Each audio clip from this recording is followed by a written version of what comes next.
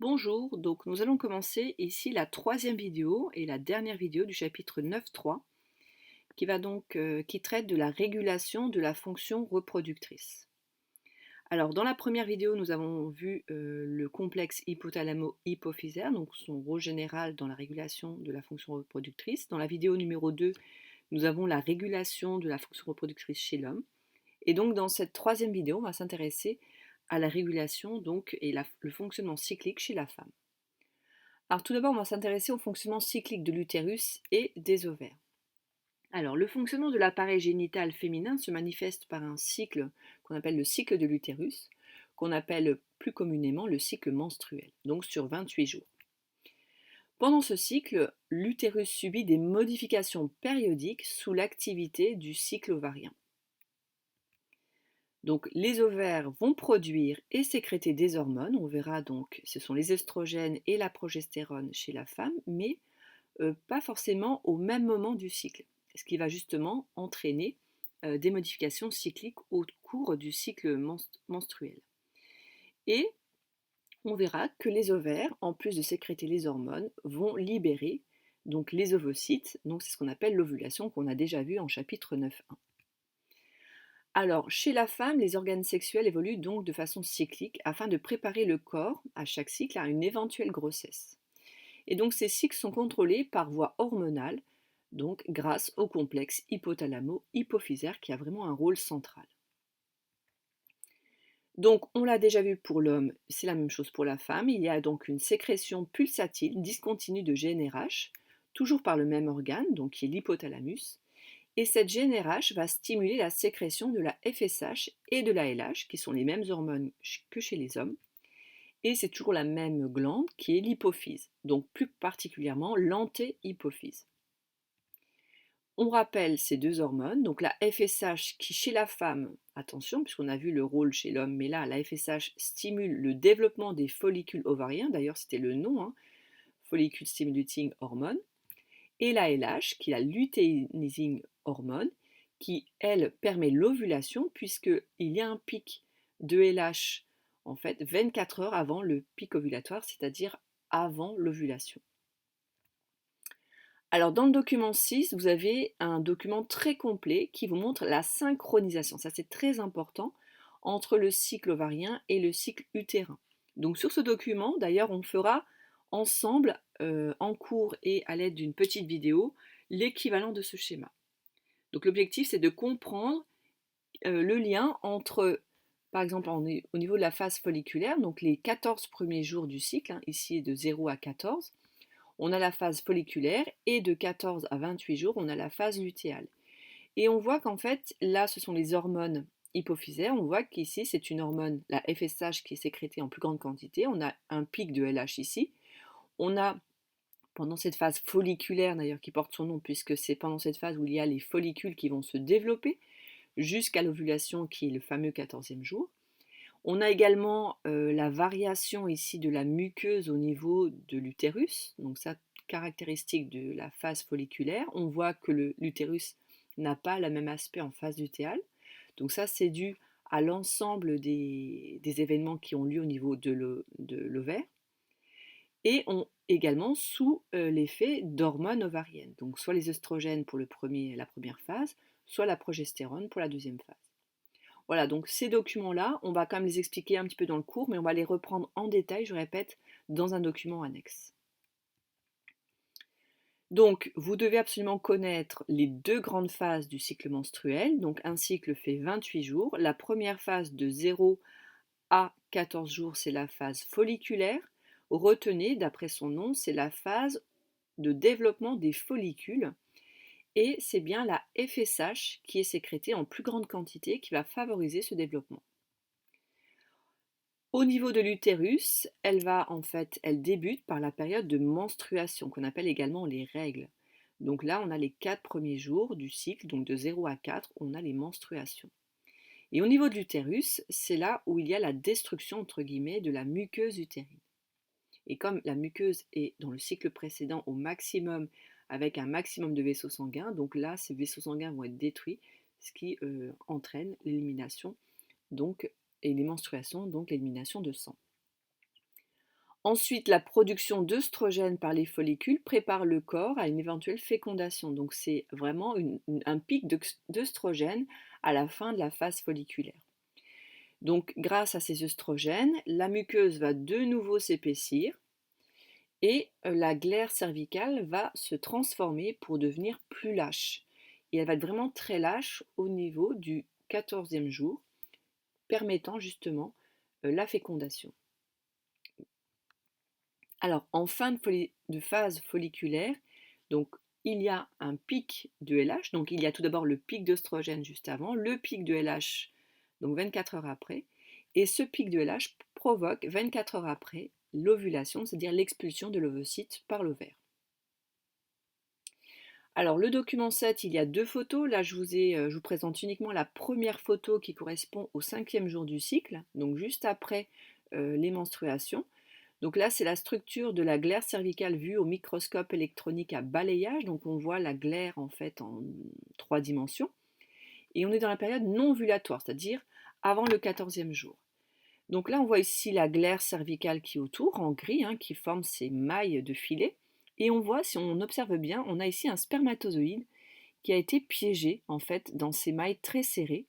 Donc c'est en période non ovulatoire, la glaire est très dense et donc empêche le passage des spermatozoïdes.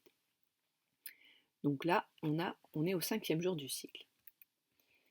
La deuxième phase, donc après l'ovulation, c'est la phase lutéale. Donc là, il y a eu ovulation, donc il y a eu le follicule hémorragique, et ensuite il y a formation, donc ce follicule hémorragique se referme pour former le corps jaune. Et ce corps jaune va produire de plus en plus de progestérone, et cette progestérone, elle, va créer les conditions favorables à une nidation et à une éventuelle grossesse. Donc comment elle va agir? Elle va tout d'abord vasculariser au maximum la muqueuse utérine et développer des glandes à l'intérieur de cette muqueuse utérine. Donc là, la muqueuse est au maximum de son épaisseur, mais au fur et à mesure, on va avoir justement des glandes et des vaisseaux qui vont apparaître de plus en plus nombreux au fur et à mesure du cycle jusqu'au 28e jour du cycle. Ensuite, elle va provoquer l'arrêt des contractions utérines. Donc ça, c'est pour permettre la nidation du blastocyste au niveau de la muqueuse utérine, l'éventuel blastocyste. Et surtout, comme il y a eu une éventuelle fécondation, elle va à nouveau épaissir la glaire cervicale pour empêcher l'arrivée de nouveaux spermatozoïdes. En cas de grossesse, donc, cette production de progestérone reste très élevée, justement pour permettre le maintien de cette muqueuse tout au long de cette grossesse et favorisant le développement de l'embryon et du fœtus. Par contre, en cas de grossesse, le corps jaune va donc dégénérer, ce qui va faire que comme c'est ce corps jaune qui produit la progestérone, le taux de progestérone va chuter, et cette chute du taux de progestérone dans le sang va entraîner une dégradation de la muqueuse utérine et donc faire apparaître les menstruations, et on commence un nouveau cycle. Vous avez donc ici la deuxième photo du document 7 qui montre cette fois-ci la glaire cervicale en période ovulatoire. Donc là, on est au 14e jour. Et vous voyez que les mailles de la glaire sont beaucoup plus lâches. Et là, on a un spermatozoïde qui arrive à se frayer un chemin dans ces mailles pour justement éventuellement féconder l'ovocyte libéré. Voilà, on compare maintenant les deux photos. On voit très bien en comparant ces deux photos l'une à côté de l'autre que les mailles ici de la glaire cervicale sont beaucoup plus épaisses en période non ovulatoire qu'en période ovulatoire. Donc là, le spermatozoïde est bloqué, il est piégé, alors qu'ici, il peut passer au travers. Alors, comme pour l'hormone sexuelle masculine à testostérone, on va voir maintenant les rôles des œstrogènes et de la progestérone. Donc là, il y a deux hormones sexuelles pour les femmes et donc elles ont des rôles différents. Donc tout d'abord, il faut savoir que les œstrogènes et les progestérones sont des hormones ovariennes, donc produites par l'ovaire, et elles apparaissent chez la femme à partir de la puberté. Alors qu'on a vu chez les hommes, c'était déjà dans la vie embryonnaire. Là, ça commence uniquement à la puberté. Elle provoque, comme chez l'homme, la croissance des caractères sexuels primaires, donc là c'est le développement des organes de l'appareil génital féminin, et l'apparition des caractères sexuels secondaires féminins, donc développement des seins, élargissement du bassin, l'affinement de la taille, etc. Et après la puberté, donc selon les phases, elle va donc jouer des rôles différents. Donc durant la phase folliculaire, seul les œstrogènes agissent sur l'appareil génital féminin. Alors qu'en phase lutéale, c'est essentiellement la progestérone. Donc on l'a vu sur le graphique précédent, un pic d'œstrogène, une augmentation d'œstrogène dans la première partie, et la progestérone puisqu'elle est produite par le corps jaune qui apparaît seulement en phase lutéale. Donc vous avez le document 8 qui vous donne les rôles exacts de ces deux hormones, donc à la phase folliculaire et à la phase lutéale. Donc là, juste les œstrogènes à gauche et la progestérone. Donc je vous conseille d'apprendre ce tableau par cœur, puisque ça peut être demandé donc, à l'examen.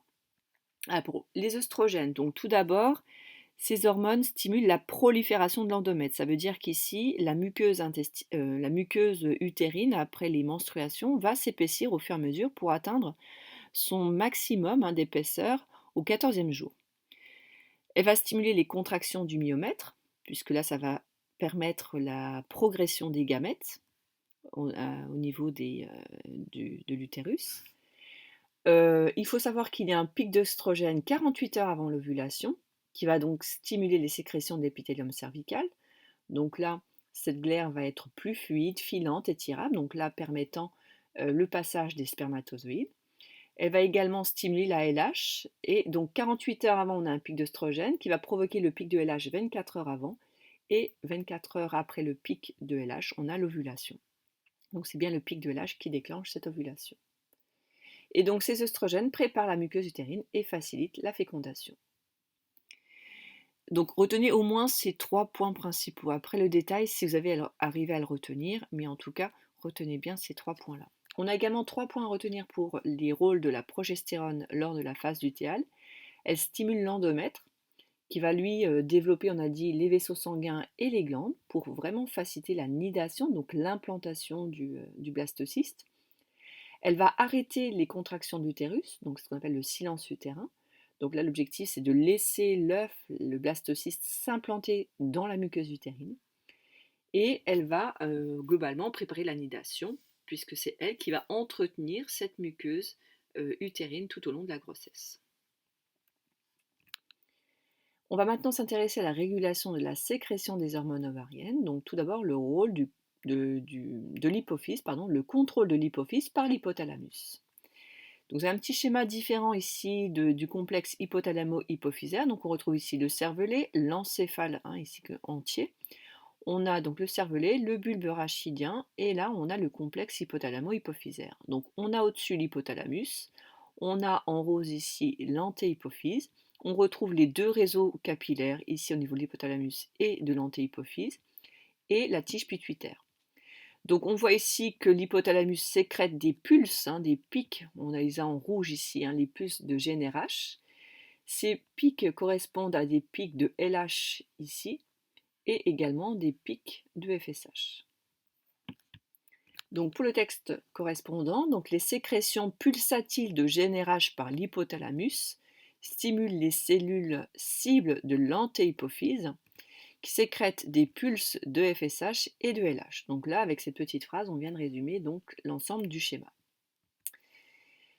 Maintenant, on va voir le contrôle de l'ovaire par l'hypophyse. Donc là, c'est de voir justement la sécrétion cyclique des gonadostimulines, LH et FSH, et ensuite sécrétion des hormones ovariennes, qui est la progestérone et les œstrogènes.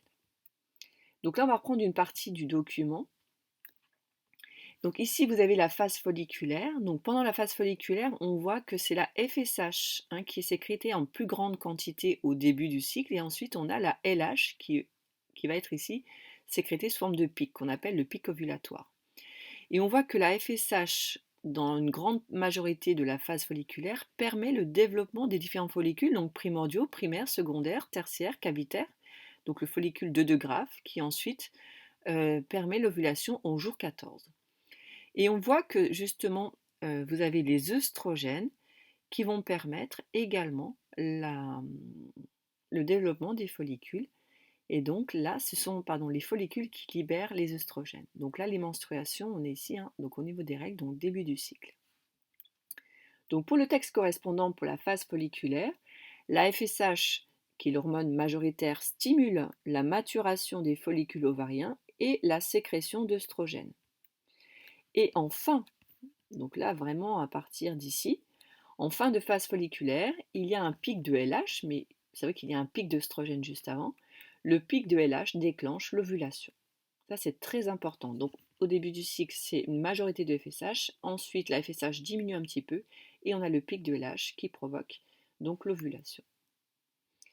Maintenant, pour la phase lutéale, on voit que l'ALH reste un petit peu au-dessus de la FSH, mais on voit que c'est quasiment identique. Mais le grand changement, c'est en cas d'absence de fécondation, le follicule hémorragique qui a libéré l'ovocyte va se refermer pour former le corps jaune qui va dégénérer. Donc le corps jaune produit un maximum de progestérone et quand il commence à dégénérer, il produit moins de progestérone qui va également baisser. Et c'est cette baisse de progestérone qui va entraîner l'apparition des règles puisque la muqueuse va se dégrader. Donc en phase lutéale, la LH permet la transformation du follicule en corps jaune. Et donc là, je reprends la suite, c'est pour comploter. Le corps jaune produit de la progestérone et comme il dégénère, il produit moins de progestérone. Donc maintenant, on va voir le rétrocontrôle ovarien sur le complexe hypothalamo-hypophysaire. Donc comme pour l'homme, le complexe hypothalamo-hypophysaire détecte en permanence des variations du taux sanguin d'hormones ovariennes et va adapter son activité. Donc lorsqu'on est en phase folliculaire, donc du jour 0 au jour 14, la concentration en œstrogène est faible au départ. Donc cette faible concentration va exercer un rétrocontrôle négatif sur le complexe hypothalamo-hypophysaire, ce qui va maintenir les sécrétions faibles de LH et de FSH, puisque pendant cette phase, on voit que le taux est relativement faible. Mais en fin de phase folliculaire, il y a une décharge massive d'œstrogène par le follicule. Donc c'est le follicule le plus mature qu'on appelle le follicule de Graaff, on l'a vu en chapitre 9.1. C'est celui-là qui va vraiment être responsable du pic d'œstrogène 48 heures avant l'ovulation. Et justement, ce pic d'œstrogène va exercer cette fois-ci un rétrocontrôle positif. C'est que là, on sait qu'on est à la fin de la phase folliculaire, il n'y a pas assez de LH, et donc là, on va stimuler le complexe hypothalamo-hypophysaire qui, lui, va déclencher le fameux pic de LH. Alors, il y a aussi du FSH, mais surtout le pic de LH qui va arriver. Et ce pic de LH va déclencher 24 heures plus tard l'ovulation. Donc retenez bien que les œstrogènes sont produits en grande quantité, de façon massive, par le follicule le plus mature, donc c'est celui qui est formé vraiment au 13e jour donc du cycle ovarien. Il y a eu ovulation, donc là on est en phase cette fois-ci lutéale. Donc là, vous avez vu, en phase folliculaire, il y a deux rétrocontrôles. Il y a un rétrocontrôle négatif des œstrogènes sur le complexe hypothalamo-hypophysaire, donc LH et FSH restent faibles. Juste en fin de phase folliculaire, il y a un pic d'œstrogène, donc là on a un rétrocontrôle positif. Et quand on est en phase lutéale, il y a un seul rétrocontrôle. C'est celui qui est exercé à la fois par la progestérone et les œstrogènes, qui sont sécrétés par le corps jaune. Et ces deux hormones vont inhiber la sécrétion de LH. Donc la LH va diminuer à nouveau, donc là c'est un rétrocontrôle négatif. Donc quand on fera notre schéma de synthèse, on devra faire deux schémas de rétrocontrôle pour la phase folliculaire et un seul schéma de rétrocontrôle donc pour la phase lutéale. Chez l'homme, si vous vous souvenez, il n'y avait qu'un rétrocontrôle négatif de la testostérone et l'inhibine. Là on a soit du négatif, soit du positif. Donc si on continue le raisonnement, le corps jaune dégénère et donc les sécrétions ovariennes vont chuter, ce qui va entraîner surtout une chute de la progestérone qui maintient normalement la muqueuse utérine. Et cette muqueuse va donc perdre en épaisseur et donc apparition des règles et un nouveau cycle. Par contre, s'il y a fécondation, le corps jaune persiste pendant les premiers mois de la grossesse. Et donc là, l'objectif, c'est de maintenir ce rétrocontrôle négatif, qui permet d'avoir justement de maintenir cette muqueuse utérine très épaisse et propice à la grossesse. Dans la partie 3-4, vous avez donc le fameux schéma de synthèse du mécanisme de régulation de rétrocontrôle. Donc sur ce schéma, en fait, vous avez tous les rétrocontrôles sur le même, donc que ce soit négatif ou positif. Donc il y a des plus et des moins avec des couleurs différentes. Donc je sais qu'il est un peu complexe à suivre. C'est pour ça qu'on le verra, donc on fera les trois schémas de rétrocontrôle, donc trois schémas différents selon la phase, puisqu'en fait là ils ont vraiment mis les trois rétrocontrôles négatifs et positifs selon la phase folliculaire et lutéale. Donc phase folliculaire, ici on a bien le rétrocontrôle négatif. Attendez, phase folliculaire, donc c'est le rétrocontrôle négatif et le rétrocontrôle positif, on a les deux ici, d'accord? Donc négatif que les signes moins et les signes plus, donc il faudra reprendre le cours, hein. On voit bien ici que c'est le taux élevé, hein, qui va donc stimuler la FSH et le pic de LH. Et dans la phase lutéale, on a un seul rétrocontrôle, c'est le rétrocontrôle négatif, hein, sur le complexe hypothalamo-hypophysaire. Donc on reverra ça sur le schéma de synthèse. Donc évidemment, celui-là permet de tout résumer sur un seul, mais je répète, il faut vraiment faire la part des choses en mettant des couleurs différentes selon la phase donc du cycle ovarien. Alors voilà un petit aperçu du schéma que l'on fera ensemble une fois qu'il sera terminé. Donc je vous l'explique rapidement. On a ici le cycle menstruel du jour 1 avec les quelques jours, les premiers jours, donc élimination de l'endomètre, donc les règles, ovulation à J14 et J28, la fin du cycle. Donc là, je vous ai déjà tracé, hein, tout ce qui est en noir sur ce document est déjà sur votre document. Il faudra rajouter donc ici, par exemple, la variation de l'épaisseur de l'utérus en bleu, apparition des différents vaisseaux sanguins en rouge. On parle ici vraiment de dentelle utérine. Ensuite, on a en vert les follicules avec différents stades de développement, le corps jaune en phase lutéale. On a les différentes hormones ovariennes, les œstrogènes en rouge, la progestérone en bleu. Et ces fameux schémas de rétrocontrôle, donc le rétrocontrôle négatif au début de la phase folliculaire. En fin de phase folliculaire, vous avez un rétrocontrôle positif où j'ai mis en rouge ici. Et enfin, lors de la phase lutéale, on a un seul rétrocontrôle, donc négatif. Donc on reprendra ces trois schémas de rétrocontrôle par la suite. Voilà, donc nous avons terminé la vidéo numéro 3 sur le chapitre 9.3 sur la régulation de la fonction reproductrice et donc plus particulièrement ici le fonctionnement cyclique chez la femme. J'espère que cette vidéo était suffisamment claire pour vous permettre la compréhension de cette partie vraiment très difficile justement, hein, de ce chapitre. Si malgré tout vous avez des questions ou des commentaires, n'hésitez pas à les noter en dessous de cette vidéo. Merci de votre attention.